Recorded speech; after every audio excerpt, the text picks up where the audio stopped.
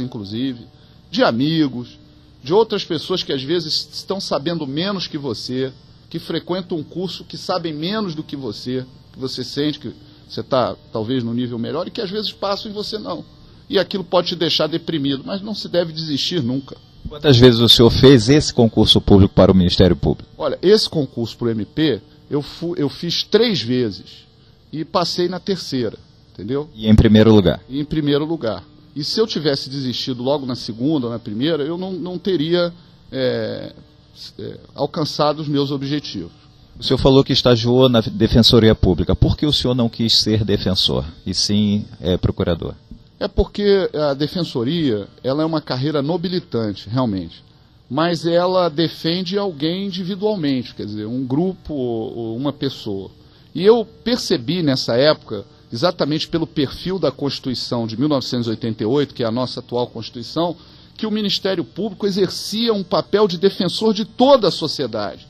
Então, eu via nessa função uma magna atribuição de defesa de todas as pessoas, indiscriminadamente, das classes sociais de todos os tipos, do consumidor em direitos difusos, transindividuais, da questão ambiental que surgia na Constituição de 88, nos atribuindo esta missão constitucional, da defesa do direito eleitoral, da defesa das eleições, das regras eleitorais.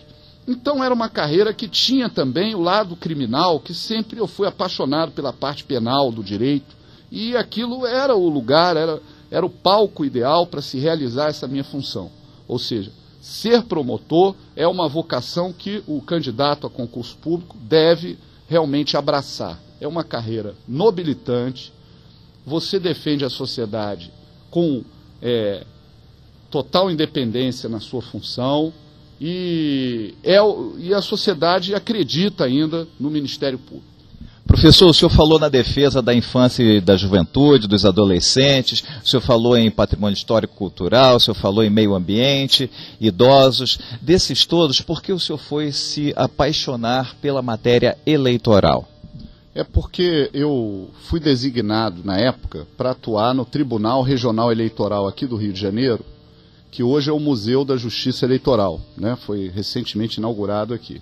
E naquele período, eu me interessei em fiscalizar a propaganda eleitoral, o registro dos candidatos, e gostei da matéria em si, achei uma matéria interessante, e vi naquele momento a necessidade de aprimoramento dessa disciplina, porque as regras, como são até hoje, muito embaraçadas, quer dizer, são regras que já estão desatualizadas, precisam de uma atualização desde aquela época, e eu via nessa ramificação do direito, um excelente campo de pesquisa e de desenvolvimento sobre novas propostas.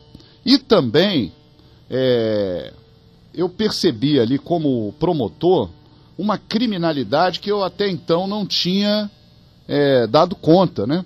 Que são os crimes eleitorais, o abuso do poder econômico e político, a captação de sufrágio, a compra de votos. Aí eu percebi que a sociedade naquele momento precisava se interessar mais sobre esse assunto para poder transformar as nossas eleições em eleições mais normais e legítimas, eleições limpas hoje, como o TRE até tem a campanha, né, sobre isso.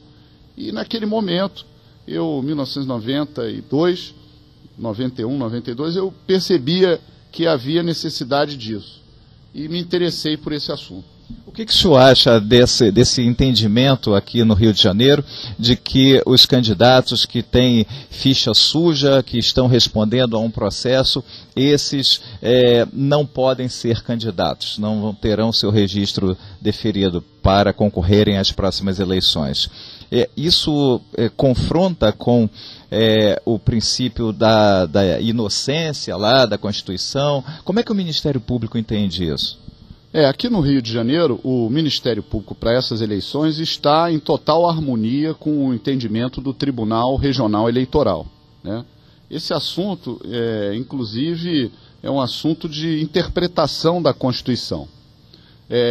Nós temos na Constituição Federal 2 artigos que não podem ser confundidos. Um é o artigo 14, parágrafo 9º, que foi introduzido pela Emenda Constitucional de Revisão, número 4 de 1994, dizendo que a moralidade eleitoral é exigida tendo em vista a vida pregressa de um candidato. Quer dizer, esses candidatos, como se diz no jargão de ficha suja, que respondem a vários estelionatos, homicídios, etc. Isso está na Constituição para que o legislador da lei das inelegibilidades, o legislador infraconstitucional, no caso aqui nós já temos uma lei que é a Lei Complementar 64 de 90, possa disciplinar quais seriam os crimes em que ocorrem a inelegibilidade para aquela eleição. Inelegibilidade significa não poder ser votado para aquela eleição determinada. E nós temos um outro artigo na Constituição, que é o artigo 15, inciso 3º, que diz que quem estiver condenado com sentença criminal transitada em julgado, fica com os direitos políticos suspensos, ou seja, não pode votar nem ser votado.